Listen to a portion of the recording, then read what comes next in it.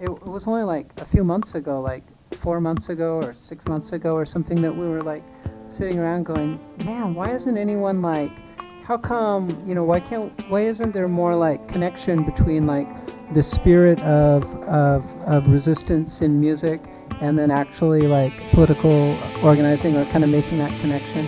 And then it was almost like as soon as someone like made that connection to say, hey, bands against Bush, like that idea was just able to take off because people could imagine it and it felt so right to them.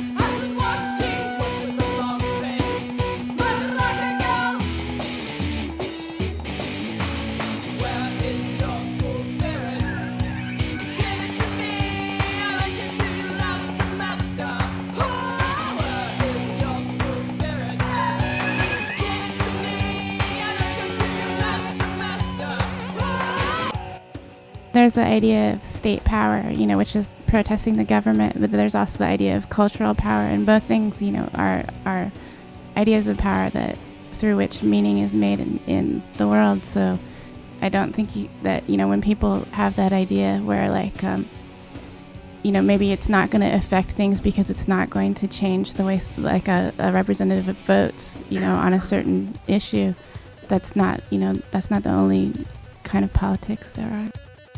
Bands Against Bush is an organization and a disorganization at the same time. And it's happening all over the world. It's collectively organized. Mm-hmm. And it involves music and art and politics. There's no like sort of coordinating effort that links all of the groups together. There's just informal sort of correspondence or emailing or something.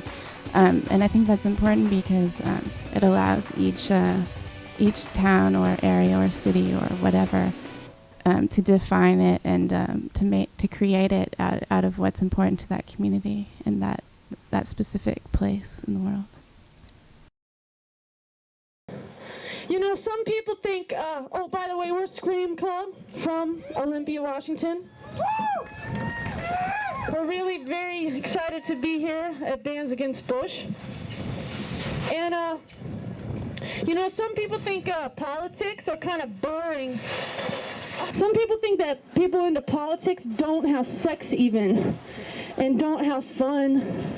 And yeah, it's true. And if you watch TV and you see the politicians on TV, it's easy to think that. I thought that for a very long time.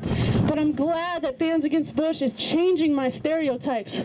And, hopefully everyone's stereotypes across the country, because getting involved is cool.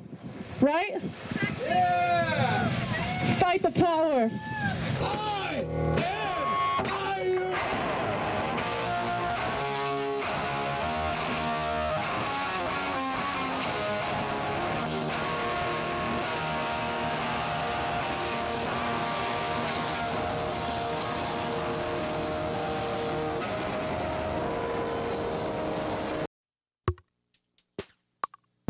One of the most exciting things about the Olympia weekend is that we have an incredible number of speakers and organizations tables and information. And I remember I grew up in DC, and I would go to shows in DC, and there would always be tables, Justice for Janitor shows or whatever it was. And that's what really got me interested in getting involved in more radical thinking, and there's going to be so much of that, and I think that is really exciting, and that people should certainly come down. And if you're not into the music, that's fine. Just check out what's happening and talk to people and make connections.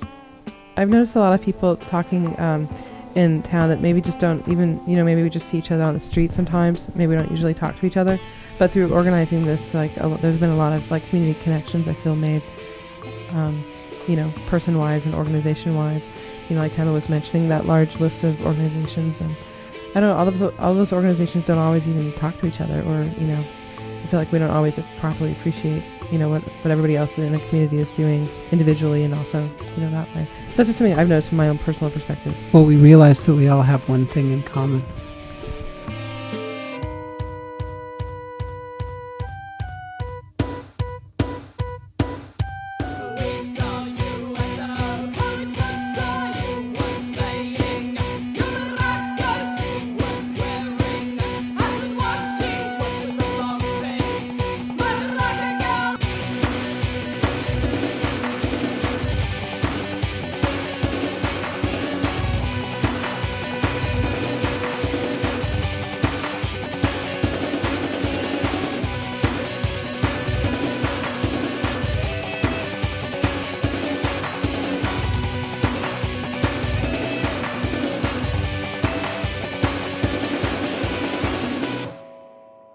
There was an article about the increasing hostility towards the United States in much of the world.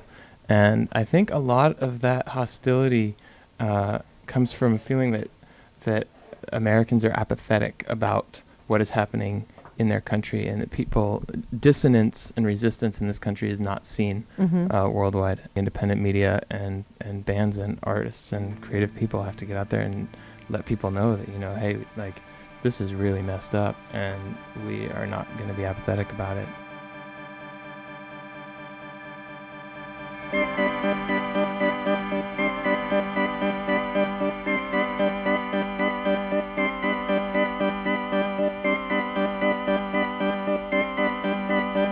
Zoo time, is she and you time? The mammals for your favorite type. You better want her tonight. Heartbeat, increasing heartbeat.